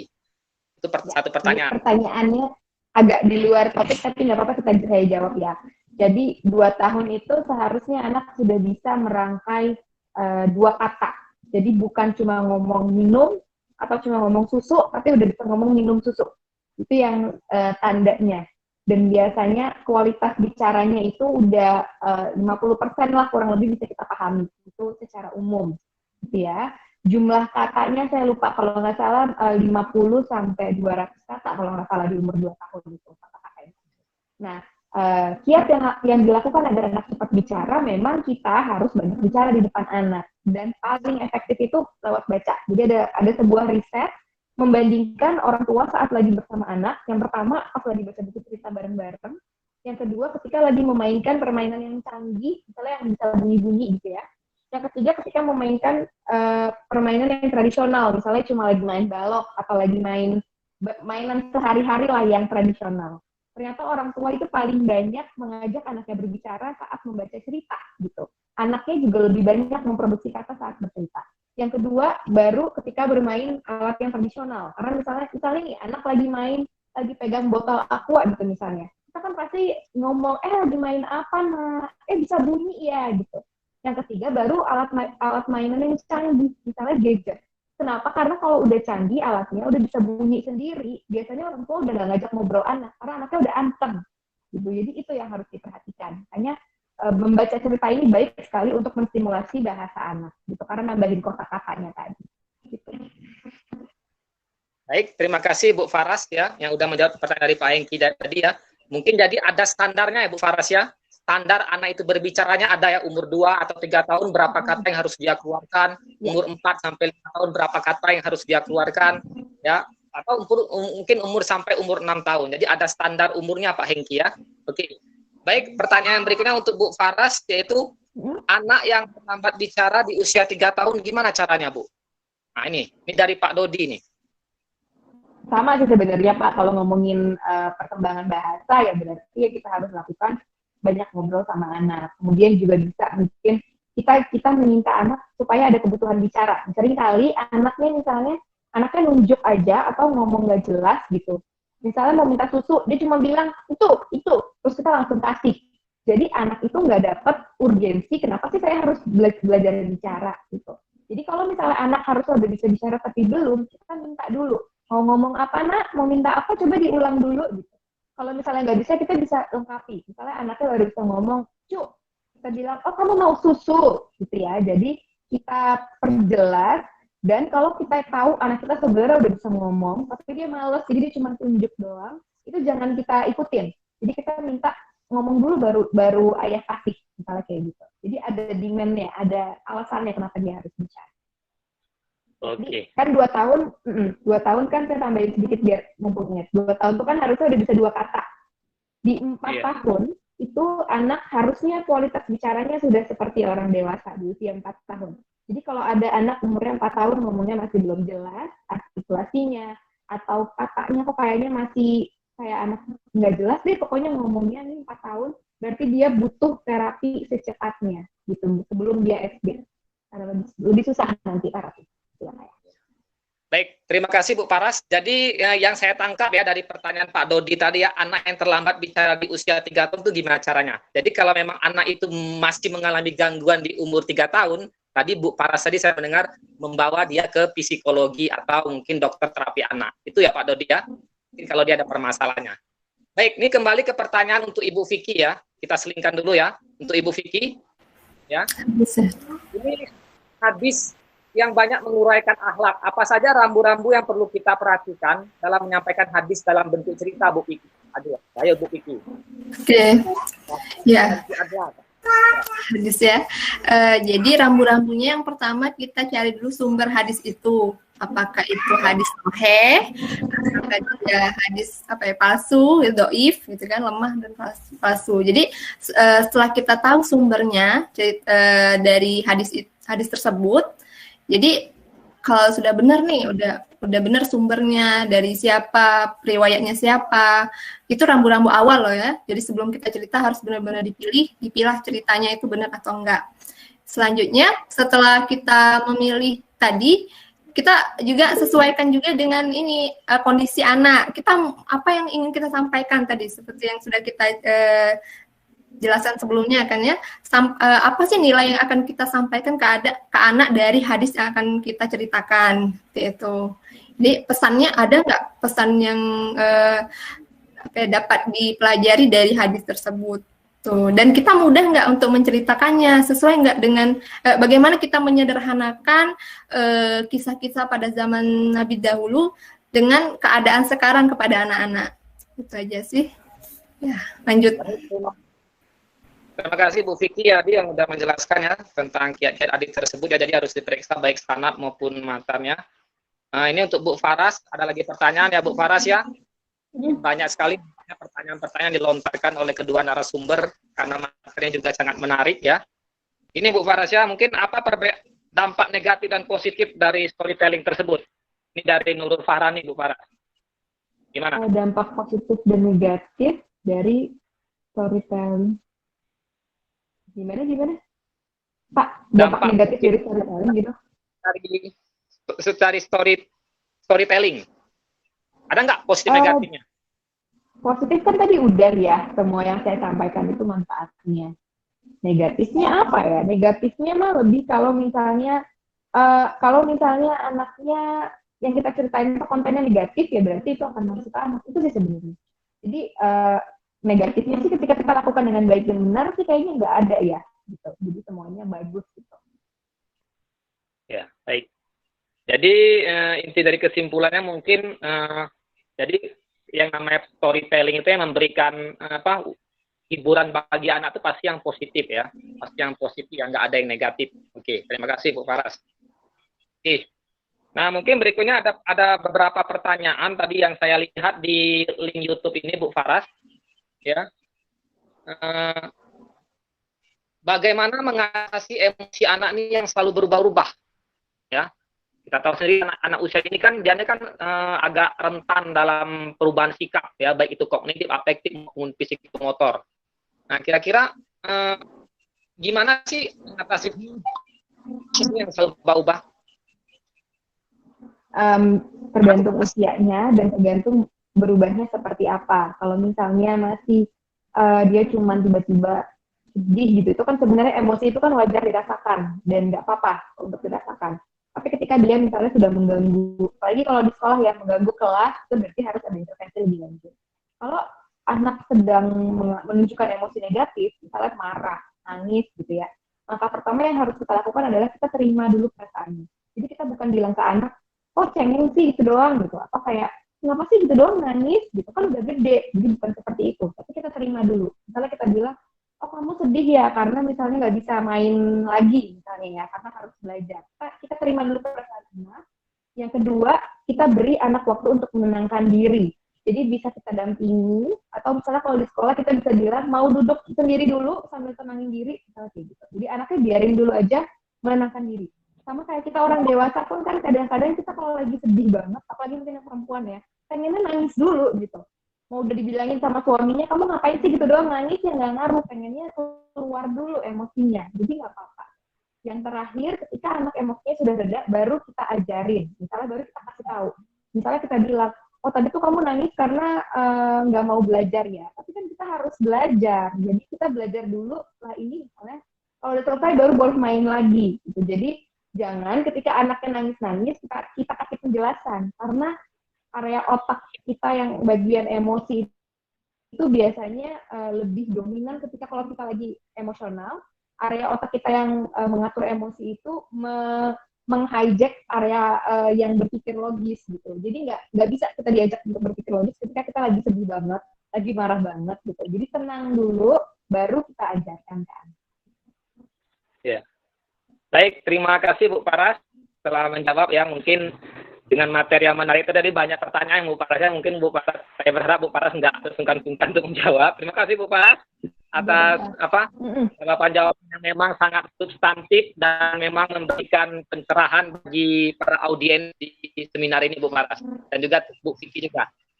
Mungkin ada banyak pertanyaan sebenarnya yang mungkin akan disampaikan oleh kedua narasumber, mungkin karena waktu yang terbatas ya. Jadi saya berharap nanti kita bisa mencatat nomor Ibu Paras atau Ibu Vicky yang akan nanti disampaikan oleh MC di akhir acara nanti ya, untuk lebih bertanya kembali tentang lebih mendalam lagi tentang metode bercerita atau seni bercerita untuk pada anak usia dini ya. Kita beri aplaus dulu untuk kedua narasumber tersebut, Ibu Paras dan Bu Vicky, narasumber tersebut ya. Oke, terima kasih. Terima kasih semuanya. Saya rasa tanya jawab cukup ya. Oke, kita masuk kembali ke sesi yang ketiga, yaitu penampilan dongeng ya dari alumni Prodi Pendidikan Islam Anak Usia Dini ya, Fakultas Tarbiyah UIN Sultan Taha-Saifuddin Jambi, Subcitra SPD yang sekarang sedang menempuh kuliah S2 di Universitas Islam Negeri Yogyakarta. Mungkin kepada Cip, waktu dan tempatnya saya persilakan. Assalamualaikum warahmatullahi wabarakatuh. Sebelumnya saya ucapkan terima kasih kepada Bapak Ahmad Fadlan MPDI. Selanjutnya saya juga ucapkan terima kasih kepada Bapak Ibu, Mbak-mbak, Mas-mas, beserta seluruh peserta yang sudah hadir dalam webinar nasional ini. Berikut ini akan saya lampirkan CV saya mengenai perjalanan saya mulai dari seorang deklamator sampai menjadi seorang pendongeng.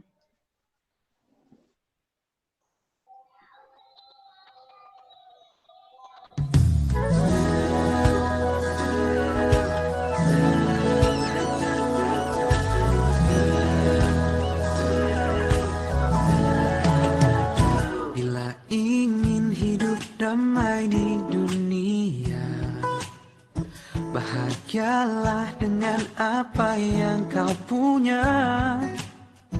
Walau hatimu merasa semua belum sempurna, sebenarnya kita sudah cukup semuanya. Bila dunia membuatmu kecewa karena semua cita-citamu tertunda, percayalah segalanya telah diatur semesta agar kita mendapatkan yang terindah. Impianmu terbangkanlah tinggi, tapi selalu pijakkan kaki di bumi. Senyumlah kembali, bahagiakan hari ini, buatlah hatimu bersinar lagi. Bila ingin lebih damai di dunia, berbagilah bahagia yang telah kau punya. Kini hatimu terasa semua lebih sempurna karena kau hidup dengan seutuhnya.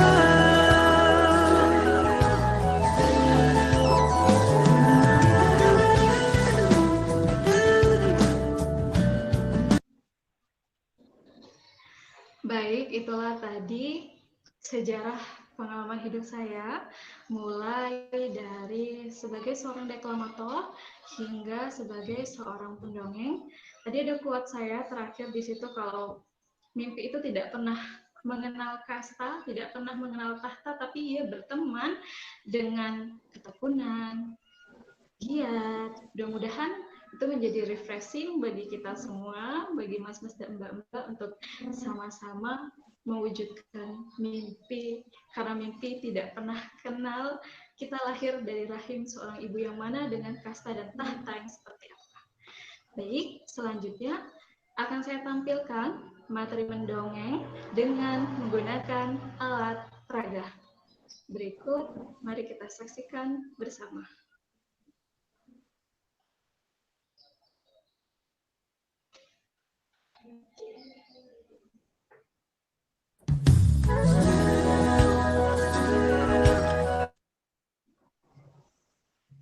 Assalamualaikum warahmatullahi wabarakatuh. Halo Ananda hebat, apa kabar? Aku doakan semoga dalam keadaan baik. Nah, tepuk 1, tepuk 2, tepuk setengah. Mana suaramu? Ini suaraku. Bagaimana para Ananda di rumah? Sudah siap mendengarkan dongeng dari Kak Cut? Kalau begitu, tangannya ke atas, tangannya ke depan, duduk yang sopan. Dongeng yang akan Kak Cut sampaikan berjudul Aku Belajar Bersyukur. Di sebuah perkampungan ada seekor ayam jago yang setiap hari rajin membangunkan para warga. Jago segera naik ke atas bukit.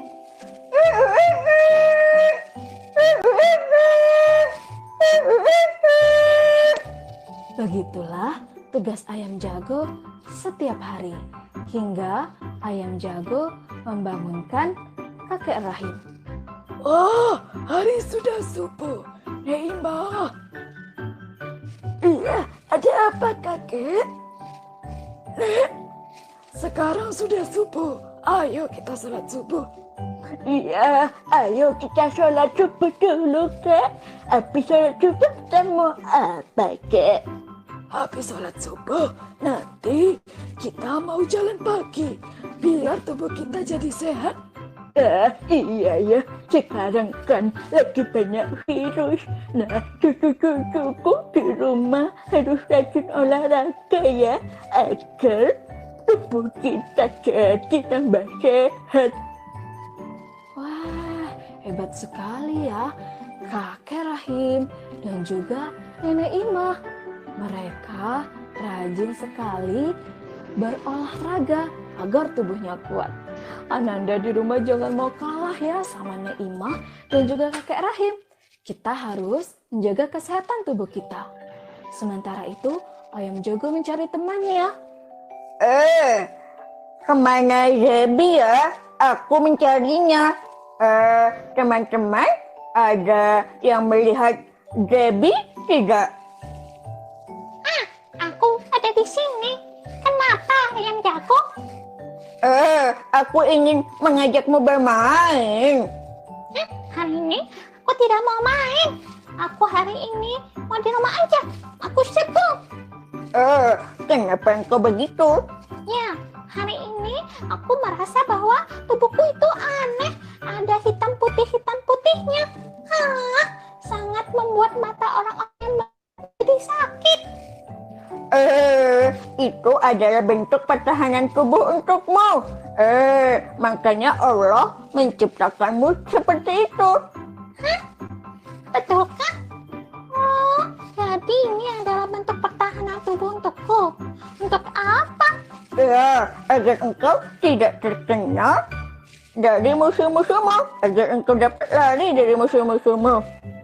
Oh, iya ya, betul. Ayam jago. Waktu itu ada yang sedang mengejarku, lalu aku lari-lari. Mereka matanya jadi sakit. Iya, itu adalah anugerah untukmu. Terima kasih ya, ayam jago sudah mengingatkanku untuk jadi lebih bersyukur. Iya, sama-sama. Kita kan teman, harus saling mengingatkan.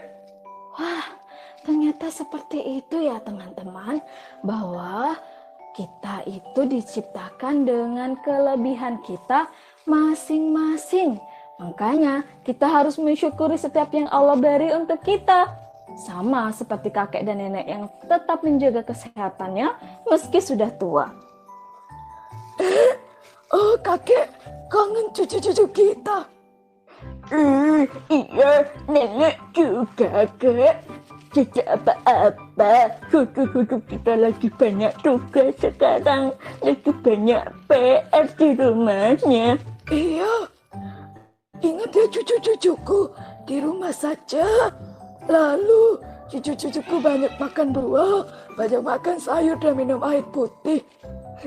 Iya, kita jangan lupa jaga kesehatan ya, Cu. Biar kayak kakek sama nenek tetap sehat meskipun sudah tua. Iya, Cu. Jaga kesehatan ya. Belajar di rumah dan tetap semangat. Dan tidak lupa untuk selalu bersyukur. Apapun keadaan kita, bagaimanapun, itu adalah pemberian dari Allah. Selamat belajar bersyukur ya, cucu-cucuku. Kakek dan nenek pamit dulu. Kita berdua mau istirahat. Wah, ternyata begitulah tadi pelajaran bersyukur. Mudah-mudahan kita selalu senantiasa bersyukur atas apa yang sudah Allah beri kepada kita. Para ananda di rumah, tetap jaga kesehatan ya. Kak Cut pamit. Alhamdulillahirrabbilalamin. Assalamualaikum warahmatullahi wabarakatuh. Waalaikumsalam. Aduh, Terima ya, kasih. Itulah tadi untuk Citra ya. materi mendongeng dengan menggunakan alat peraga. Yang kali ini saya sudah menyiapkan buku.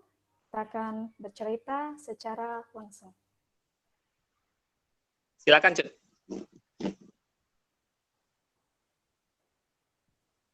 Cut. Halo, anak Indonesia. Berjumpa lagi bersama dengan Kak Cut. Hari ini Kak Cut sudah membawa buku dari seri komik Adab Muslim dari Luksima dengan judul buku Adab Harian. Nah, hari ini kita akan membacakan seri adab sebelum tidur. Coba para ananda di rumah Kak Cut tanya, apa saja hal-hal yang kita lakukan sebelum tidur? Nah, kalau begitu, mari sama-sama kita simak cerita berikut ini ya.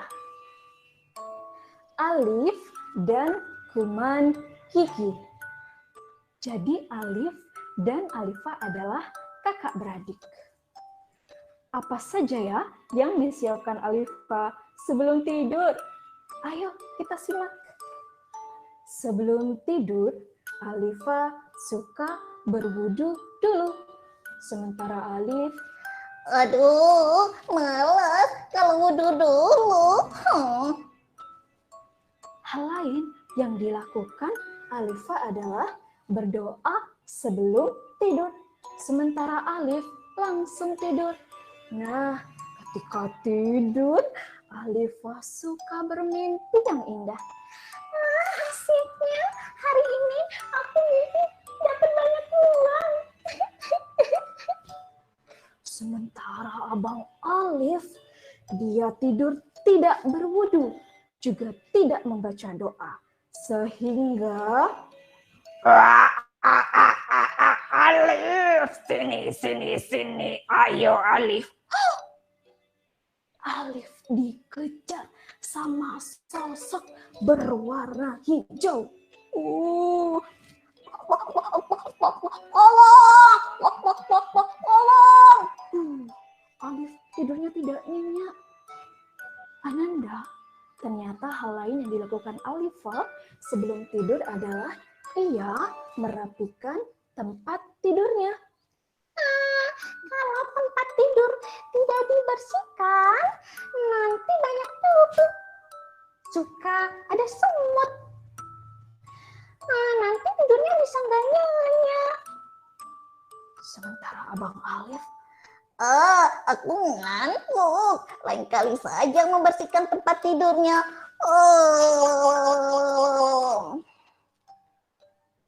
karena tempat tidurnya tidak dibersihkan, malam hari Alif menjadi gatal dan tidur tidak nyenyak.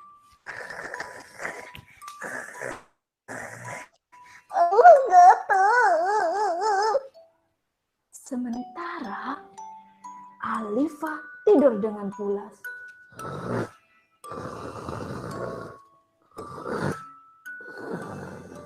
Wah, ternyata melakukan hal-hal baik sebelum tidur itu sangat penting ya para ananda. Nah, kegiatan apa saja lagi yang dilakukan Alifah sebelum tidur? Ayo kita simak bersama. Sebelum tidur, Alifah juga suka gosok gigi. Sementara Abang Alif, Gosok giginya besok pagi saja saat mandi. Ananda tahu, saat malam hari kuman-kuman mendatangi gigi Alif. Kuman-kuman berpesta pora, makan makanan sisa yang ada di gigi Alif. Aku kuman gigi yang hebat, suka membolongi gigi anak-anak. Siapa anak-anak yang tidak gosok gigi? Aku akan membolongi giginya. Keesokan harinya, Alif pun menjadi sakit gigi. Aduh, sakit gigi. Ternyata setelah itu keesokan harinya, Abang Alif tidak mengulangi hal yang sama. Ia lakukan seperti Alifah sebelum tidur. Apa saja para ananda dengar tadi? Iya, kita berwudu. Setelah itu, kita berdoa. Lalu membersihkan tempat tidur kita. Dan tidak lupa yang terakhir, menggosok gigi. Demikian cerita yang Kak Cut sampaikan.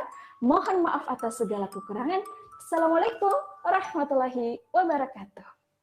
Waalaikumsalam warahmatullahi wabarakatuh.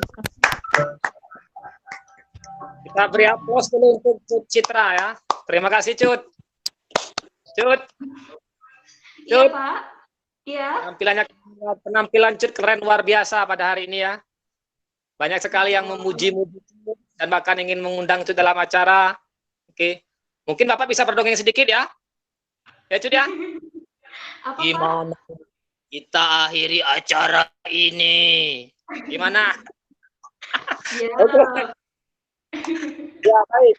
Itulah tadi ya penampilan dari Cut Citra SPD ya, yang merupakan alumni dari Pendidikan Islam Anak Usia Dini UIN Sultan Taha Saifuddin Jambi. Ternyata UIN Fakultas Tarbiyah Piaud punya alumni yang luar biasa, yang punya bakat yang luar biasa, nggak sia-sia ya tamat di UIN Jambi, khususnya jurusan Piaud ya. Ayo masuk UIN. Oke, promosi ya. Oke. Baik. Nah, terima kasih kepada para audiens ya yang telah mengikuti acara ini dari awal sampai habis, dan juga tadi dihibur dengan Cut Citra ya, dengan dongengnya. Mungkin dari hasil seminar ini saya bisa menyimpulkan bahwa bercerita ya, mendongeng merupakan salah satu stimulus untuk merangsang emosional anak, bukan saja merangsang emosional anak tapi juga merangsang kognitif dan juga bahasa anak. Itu sudah dijelaskan oleh Bu Vicky dan Bu Faras Muhdiar tadi ya. Dan Cut juga tadi sudah memperagakan bagaimana dongeng yang baik dan bagaimana ekspresi dongeng tersebut ya. Mungkin saya rasa acara mungkin sudah berakhir. Cut udah menutup dengan dongengnya. Mungkin saya juga sudah menyimpulkan acara seminar hari ini tentang metode mendongeng di masa pandemik ya. Saya berharap audiens semua menikmati acara tersebut ya. Saya selaku moderator pada acara hari ini memohon maaf jika ada kata yang salah, baik dari penyebutan gelar maupun dalam menyampaikan berbagai macam pertanyaan yang belum disampaikan. Saya mohon maaf. Mungkin kita tutup acara ini dengan mengucapkan hamdalah. Alhamdulillahirabbil alamin. Terima kasih kepada moderator Bapak Ahmad Fadlan. Saya juga ingin menyapa kepada Bapak Dr. Sigit Purnama, Ketua Asosiasi Piaud Seluruh Indonesia. Selamat datang dan terima kasih Bapak sudah bergabung bersama kami. Baiklah, sebelum saya tutup acara pada hari ini, ada pengumuman sedikit untuk para peserta webinar mengenai sertifikat dan materi itu dapat diambil melalui link pendaftaran. Nanti Bapak Ibu bisa mengisi list absensi yang ada di dalam grup yang akan diarahkan oleh pihak operator. Baiklah, demikian rangkaian acara kita pada hari ini. Kami mengucapkan terima kasih kepada seluruh pihak yang telah membantu pelaksanaan kegiatan ini, sehingga kegiatan ini berlangsung dengan lancar. Kami juga memohon maaf sekiranya ada kekurangan selama persiapan maupun pelaksanaan dari kegiatan ini. Semoga kegiatan ini bermanfaat bagi kita semua. Saya akhiri, wassalamualaikum warahmatullahi wabarakatuh.